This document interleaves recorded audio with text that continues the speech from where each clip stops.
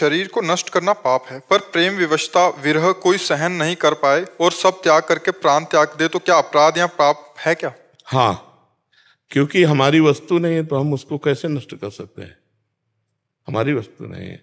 प्रेम विरह हृदय का विरह होता है, लेकिन उस प्रेम विरह में ये बात ध्यान देखनी कि अपना प्रीतम हर समय सामने रहता है।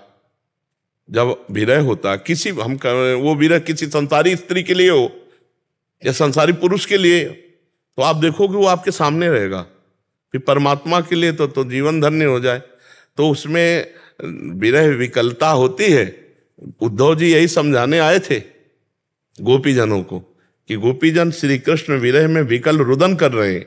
तो एक दिन श्री कृष्ण चंद्र जो रो रहे थे मथुरा में, तो उद्धव जी ने कहा प्रभु आपके आंसू देखकर मुझे सहन नहीं होता। तो उन्होंने कहा गोपियों के आंसू रुकवा दो तो मेरे रुक जाएंगे, वहां गोपी रो रही है इसलिए मेरे को रुदन आ रहा। तो उद्धव जी समझाने आए, तो उन्होंने कहा तुम क्या समझते हो, श्री कृष्ण हमसे दूर है?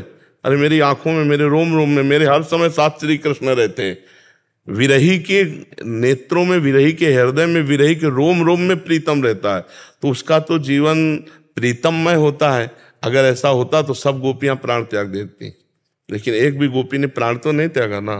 भगवान के प्रेम में, विरह में वो रो करके रुदन करते हुए कभी उनके साथ खेल रहे, कभी हंस रहे। यही दशा देख करके तो उद्धव जी चरणों में लौट गए कि जो प्रेम की ऊंची दशा, कभी मिलन कभी विरह, कभी मिलन कभी विरह, कभी विरह कभी मिलन, ये दशा गोपीजनों की देखी। तो उन्होंने यही मांगा कि मुझे ब्रज की कोई घास लता औषधि बना दी जाए जिससे इन गोपियों की चरण धूल हमारे ऊपर पड़े। वो दशा होती है, मरता नहीं।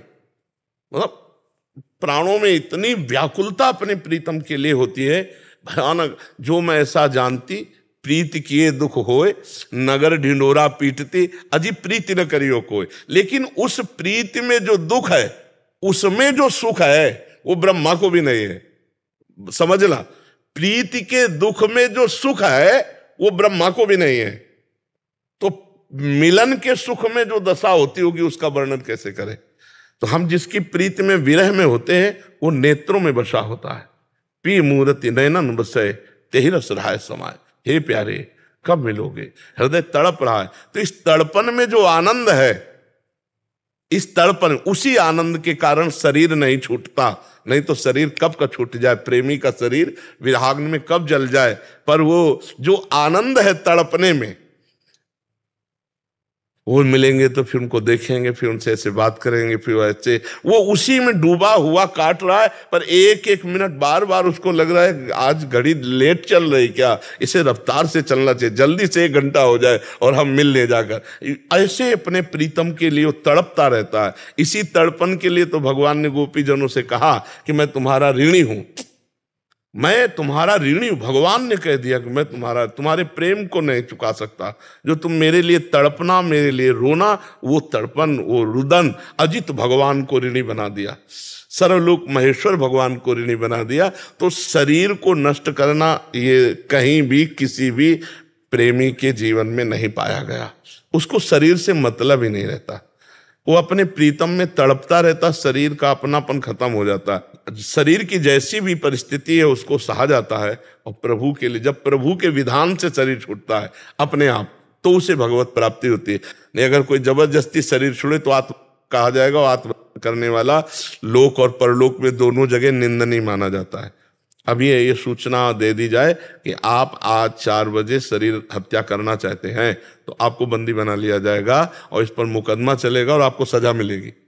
हमारा कानून, भारतीय कानून भी आपको नहीं बख्शेगा। फिर भागवतिक कानून तो बहुत ही इस पे सख्त है। आत्महनन गति जाए, आत्महत्यारे को बहुत दुर्गति प्राप्त होती है। और शास्त्रों में कहीं ऐसी आज्ञा नहीं है कि आप भगवान के लिए शरीर को नष्ट कर दे, ऐसी आज्ञा नहीं। इसलिए सावधान रहना चाहिए। जब तक शरीर है तब तक भगवान के लिए अर्पित किए, और जब शरीर को छूटने का समय आया तो प्रारब्ध भोग के अनुसार छूट जाएगा। क्यों जी?